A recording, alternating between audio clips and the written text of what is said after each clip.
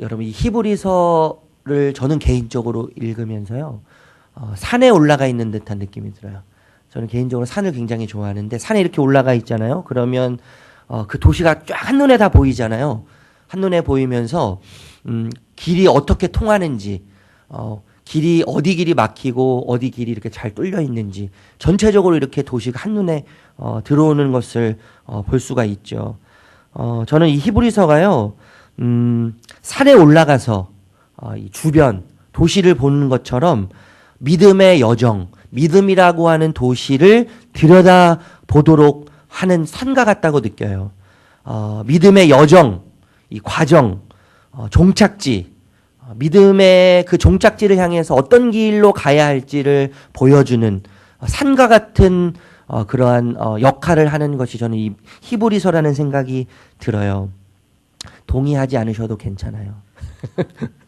저는 그 산에 있는 느낌이 참 들어서 너무 참 좋다는 느낌을 많이 받는데, 여러분 어제는 이 마지막 부분에서 이 믿음의 여정을 세 가지로 이렇게 충고하잖아요. 소개하면서요. 믿음, 소망, 사랑인데 첫 번째 믿음을 이야기하면서 뭐라고 소개하죠?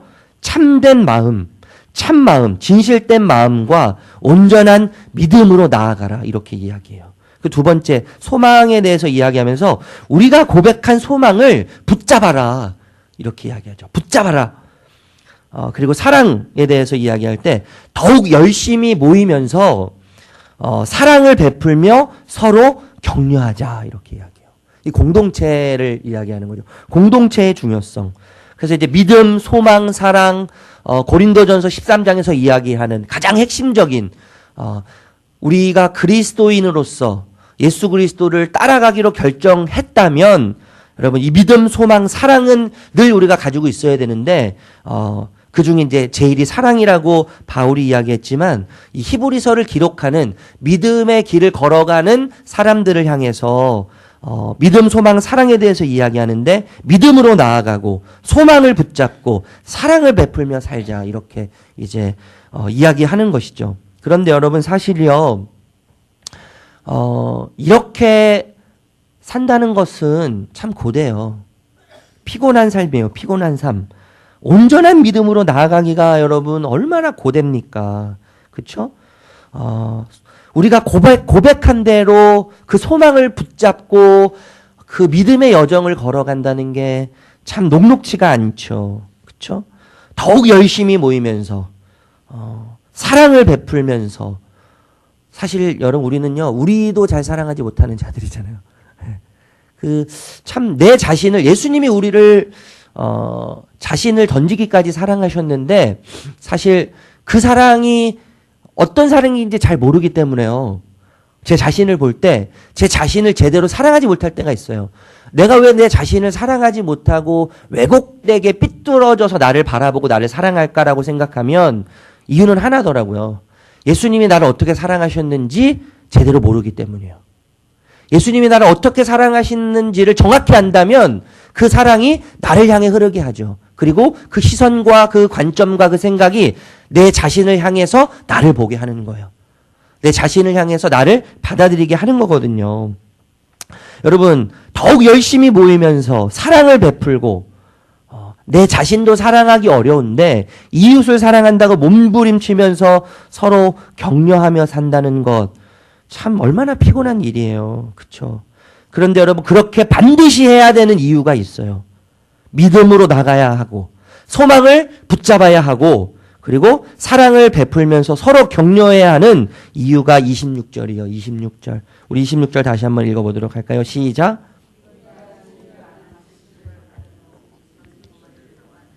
다시 속죄하는 제사가 없고. 여러분 그렇게 고되고 피곤한 일이지만 그렇게 해야 되는 이유는 죄에 빠질 수 있기 때문이라는 거예요. 죄.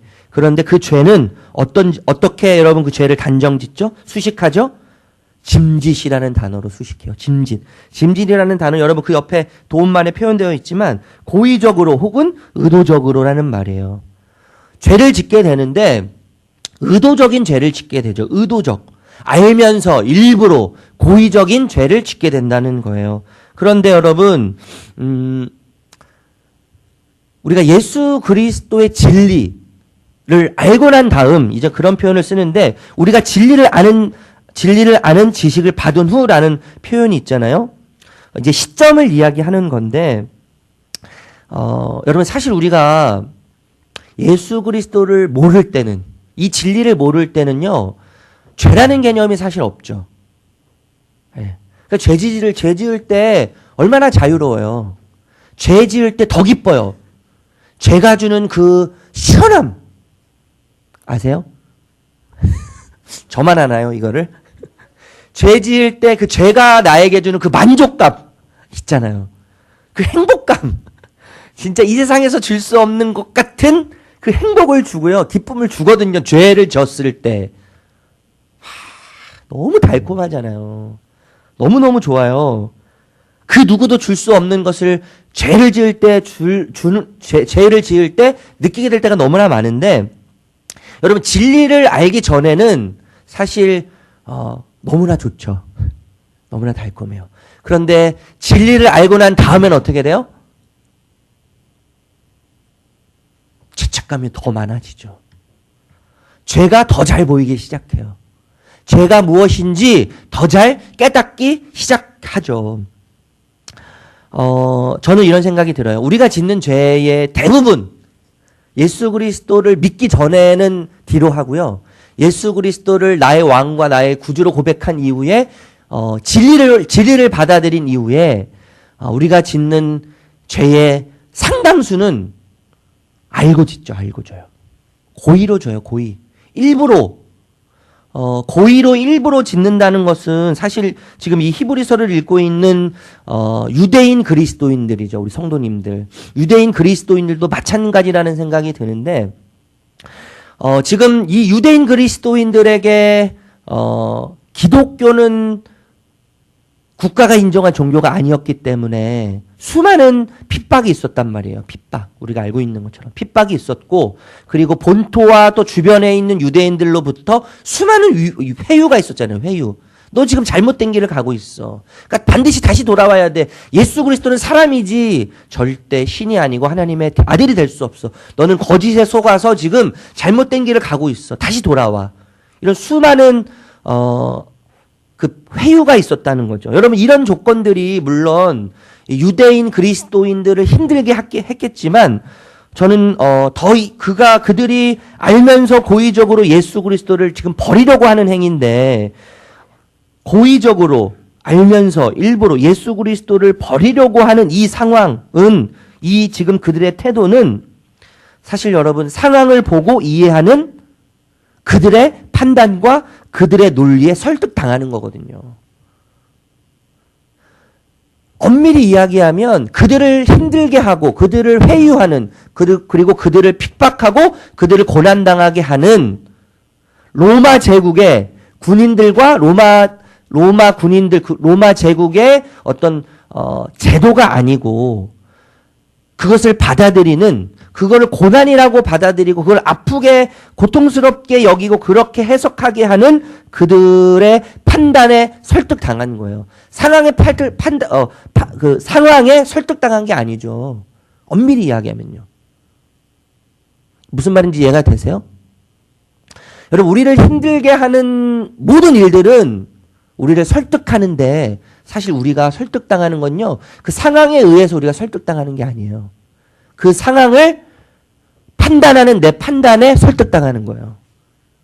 그 상황을 해석하는 나의 해석에 판단당하는 거예요. 그 상황을 해석하는 나의 논리에 내가 설득당하는 것이죠. 여러분 이걸 진짜 우리가 냉정하게 생각해야 되는 거예요. 우리가 진짜 힘든 이유, 고통스러운 이유는요. 그것을 판단하고 받아들이는 나의 판단과 나의 논리에 설득당하기 때문에 힘들다는 거죠.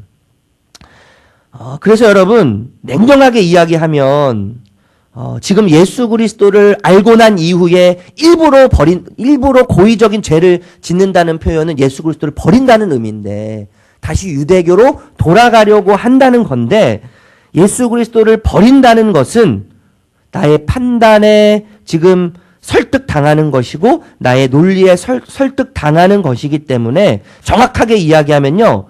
하나님을 숭배하는 것이 아니라 유대교로 다시 돌아가서 유대교를 숭배하는 게 아니고 나의 판단을 숭배하는 거예요. 그리고 나의 논리에 설득당해서 나의 논리를 숭배하고 섬기는 것을 의미하는 거예요. 이해가 되세요? 네. 냉정하게 우리가 이거를 생각해야 돼요. 그런데 여러분 지금 그 수많은 핍박과 회유 때문에 그리고 그것을 받아들이고 그것을 이해하는 그들의 판단과 논리에 설득당한 그들은 어떤 자들이었냐면 32절에서 34절이에요. 32절에서 34절. 우리 같이 32절, 34절 읽어보겠습니다. 시작. 전날에 너희가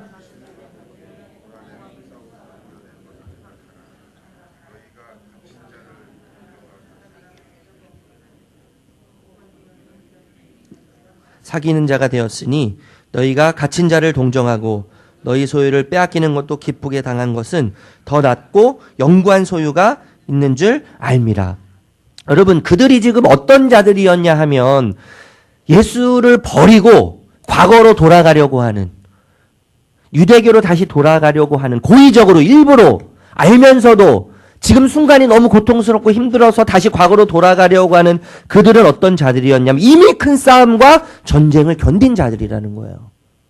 그것을 모르는 자들이 아니에요. 큰 싸움을 모르고 있는 자들이 아니라 큰 싸움을 이미 경험했어요. 큰 전쟁을 경험한 자들이에요. 그래서 비방과 환난을 겪었어요. 여러분, 비방과 환난은 수치와 또 폭행을 포함한다 그래요. 수치와 폭행. 매를 맞으면서 고통스러운 시간을 보냈어요. 이들은요. 그러면서 어떤 시간을 보냈어요? 더구나 그 조롱거리와 구경거리가 된 적도 있는 자들이죠. 매를 맞고 언어적인 폭행, 육체적인 폭행을 당하면서 조롱거리가 되었고 구경거리가 된 적도 있는 자들이죠. 그들은 또 어떤 자들이었어요? 비방과 환난을 겪는 자들의 친구가 되어준 자들이에요. 그 동정이라는 표현을 쓰는데 여러분, 동정이라는 것은 그냥 불쌍히 여기는 마음을 넘어서는 거예요. 그들을 방문하죠. 그들을 방문해서 그들에게 필요한 음식을 제공해주고 그들에게 필요한 의복을 공급해주기도 했어요. 얼마나 좋은 믿음의 친구예요. 여러분, 그들은 경제적인 어려움도 예수님 때문에 겪었어요. 손해보는 정도가 아니라 전 재산을 몰수당하는 경우도 있었다 그래요. 전 재산을 몰수당하는 그러한 손해보는 경험을 한 자들. 그렇지만 그렇게 전 재산을 몰수당하면서까지 영원한 재산을 소유한 자인 것을 그들은 알았어요. 이 땅에 있는 재산과 이 땅에 있는 자기의 모든 소유를 몰수당했음에도 불구하고 하늘의 영원한 재산이 자신에게 있음을 알았기 때문에 그 큰 싸움을 이들은 흔들리지 않고 갔죠. 그런데 여러분, 지금은 어때요? 흔들리는 거예요. 흔들리는 거예요. 다시 돌아가고 싶은 거예요. 32절에도 그런 표현이 있지만 고난의 큰 싸움을 겪었지만 다시 겪을 것을 생각하면 두려웠는지도 모르겠어요. 지금 그들은 흔들리고 있어요. 다시 유대교로 돌아가려고 하는 마음. 그래서 여러분, 이 배교와 배신에 대해서 29절에 이렇게 이해하죠. 29절 읽어볼게요. 29절 시작. 하물며 하나님의 아들을 짓밟고 자기를 거룩하게 한 언약의 피를 부정한 것으로 여기고 은혜의 성령을 욕되게 하는 자가 당연히 받을 형벌은 얼마나 더 무겁겠느냐? 너희는 생각하라. 지금 예수를 버리고 배교하려고 하는 그들의 행동, 배신은 하나님의 아들을 짓밟는 것과 똑같은 거예요. 언약의 피를 부정하고 은혜의 성령을 욕되게 하는 죄라고 이야기하고 있어요. 이게 얼마나 무서운 죄예요. 그래서 여러분, 히브리서에서는 계속 그래서 이야기하고 강조하는 게 뭐예요? 생각하라는 거예요. 생각하라. 여러분, 이들이 생명 대신 예수를 경험 못해서 그런 게 아니에요. 과거에 그렇게 했어요. 예수 그리스도 때문에 그들이 받을 만한 모든 고난을 다 받아봤어요. 헌신을 해봤어요. 예배도 드려봤어요. 헌신도 해봤어요. 아픔도 예수 그리스도 때문에 당해봤어요. 그런데 흔들리는 거예요. 흔들리는 거예요. 유혹에 빠져 있는 거예요. 여러분, 저는 이것이 우리들의 얘기라고 생각해요. 우리들의 얘기예요. 저의 이야기예요. 저의 얘기예요. 그래서 뭐 해야 돼요, 여러분? 생각해야 돼요. 생각해야 돼요. 무엇을 생각해요? 과거에 주셨던 하나님의 은혜를 생각해야 돼요. 과거에 주셨던 하나님의 은혜. 여러분, 이런 고의로 일부러 하나님을 버리려고 하는, 예수를 버리려고 하는 죄는 용서받을 방법이 없어요. 여러분, 과거에 신성 모독의 경우 어땠죠? 옛 언약의 모세의 율법을 어긴 경우, 특별히 신성 모독을 했을 경우 증인이 2-3명만 있으면 어떡해요? 그냥 죽는 거죠. 다른 방법이 없는 거예요. 이것은 여러분, 율법을 단순히 어긴 행위가 아니고 그런 차원을 넘어서는 거죠. 신성을 모독함으로 율법을 어긴 행위는 모세의 율법을 거부하는 행위, 그래서 하나님을 거부하는 행위로 여겼죠. 그런데 여러분, 우리가 계속해서 살펴봤지만 모세의 율법은, 옛 언약은 그림자에 불과해요. 그림자법에 의해서도 하나님을 모독한 사람을 엄중하게 처벌하고 그들은 반드시 죽여야 했는데, 그 그림자의 실체이신 그리스도를 거역하면 여러분, 그 거부한 결과, 그 거역한 결과는 얼마나 더 무겁겠어요. 그래서 27절을 읽어볼게요. 27절 시작. 오직 무서운 마음으로 심판을 기다리는 것과 대적하는 자를 태울 맹렬한 불만 있으리라. 예, 그들에게 주어지는 것은 저주예요, 저주. 그들의 유일한 미래, 무서운 심판과 태워질 맹렬한 불만 있는 것이죠. 그래서 여러분, 우리는요, 기억하면서 과거에 우리가 어떻게, 여러분, 내 힘이 아니잖아요, 그게. 우리가 인내하면서 견딜 수 있었던 일은 하나님의 은혜였는데, 여러분, 그것을 기억하면서 담대하라고 이야기하는 거예요. 담대하라. 여러분, 담대함 또한 우리의 소유가 아니에요. 담대함은 우리 안에 내재되어 있는 어떤 것이 아니죠. 담대해야 되는데 그 담대함의 근원과 기초는 누구세요? 예수 그리스도의 피에서 나오기 시작하는 거예요. 예수 그리스도의 피, 단번에 영원히 드린 그 제사를 통해서 담대함이 주어지는 거예요. 자신의 휘장, 육체를 찢으심으로 예수 그리스도는 하나님께 담대히 나가도록 우리에게 길을 열어놓으셨죠. 여러분, 과거에 하나님께 나아간다는 것은요, 죽음이에요, 죽음. 죽음을 의미했어요. 그런데 예수 그리스도가 영원한 단 한 번의 제사를 드리심으로 인하여서 자신의 육체, 이 휘장을 찢어서 십자가에서 제물되어 주심으로 인하여서 여러분, 그 예수 그리스도의 피를 믿고 의지하는 자에게 영원한 길을 열어놓으시면서 하나님께 담대히 나아갈 수 있는 길을 우리에게 허락해 주셨어요. 여러분, 하나님께 담대히 나아갈 수 있다면, 이것이 특권인데, 하나님께 담대히 나아갈 수 있다면 세상의 어떤 권력과 무력과 고난과 핍박 앞에서도 우리는 담대함을 가질 수 있는 특권이 있는 자들이에요. 아멘? 하나님 앞에 나가는 것이 죽음을 의미했는데 예수 그리스도의 그 제물 대심을 통해서 특권을 누리는, 하나님 앞에 담대히 나갈 수 있는 특권을 가진 우리라면 이 세상의 어떤 무력과 권세와 힘과 어떠한 고난과 핍박 앞에서도 담대함을 갖고 나아갈 수 있는 것은 당연한 거예요. 여러분, 우리에게 이 특권이 있어요. 이 특권. 어떤 것에서도 두렵지 않고, 어떤 것에서도 불안하지 않고, 그 어떤 것으로부터도 흔들리지 않는, 잠시 흔들릴 수는 있겠지만 영원히 넘어지지 않는 특권, 담대함이 여러분 우리에게 있다는 거예요. 여러분, 그리고 이런 담대함은 큰 상을 우리에게 가져오죠. 그 큰 상은 약속이에요. 약속. 어떤 약속이에요? 예수님이 다시 오심을 기대하는 약속이에요. 35절에서 37절인데 여러분 집에 가셔서 읽어보셔요.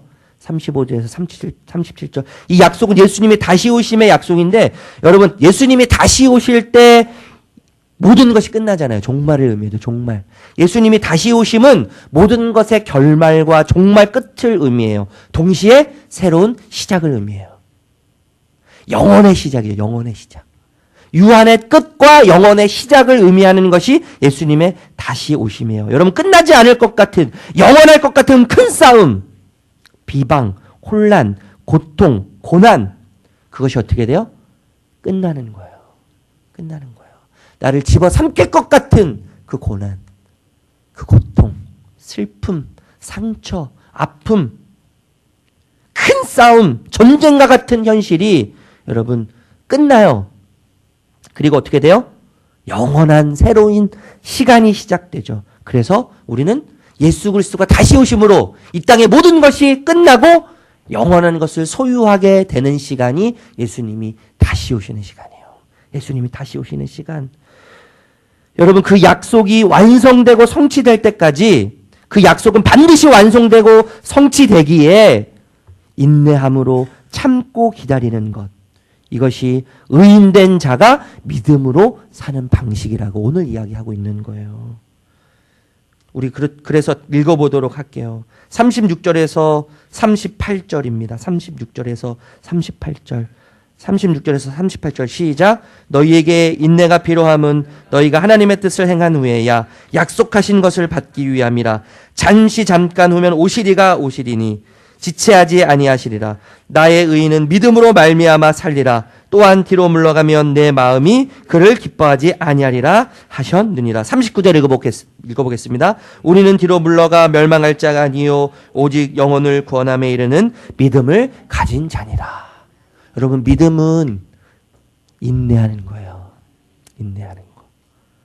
어쩔 수 없이 인내하는 게 아니고요. 약속을 바라보면서, 약속을 품고 그 약속이 반드시 이루어질 것을 확신하면서, 내 고통과 아픔과 슬픔은 예수님이 반드시 온다고 하셨는데 반드시 오실 그 예수님을 신뢰하고, 절대 신뢰하면서, 다시 오실 그 주님께서 영원한 것을 나에게 주심으로, 선물하심으로 그것을 소유하게 될 텐데 그 약속을 기억하고 인내함으로 그 길을 가는 것이 믿음으로 사는 자의 삶의 방식이라는 거예요.